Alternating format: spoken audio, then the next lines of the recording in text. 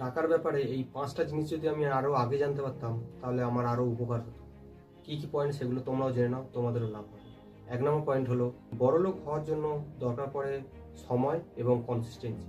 তুমি কনসিস্টেন্সির সঙ্গে যদি ধরে থাকো তাহলে তুমি একসময় বড়লোক হবে। 2 নম্বর পয়েন্ট হলো, তোমার স্যালারি তোমার পরিচয় নয়। স্যালারি বাড়া মানেই এই নয় যে তুমিও আরও বড় হয়ে গেলে। 3 নম্বর পয়েন্ট হলো, তোমার পার্টনার তোমার ভবিষ্যৎ গড়ে। তাই তোমার পার্টনার যেমন হবে তার উপর ডিপেন্ড করে যে তুমি কিভাবে ফাইন্যান্সিয়ালি আরও বড় হতে পারো। 4 নম্বর পয়েন্ট হলো, টাকা দেখানোর জিনিস নয়, টাকা হলো স্বাধীনতা আনে।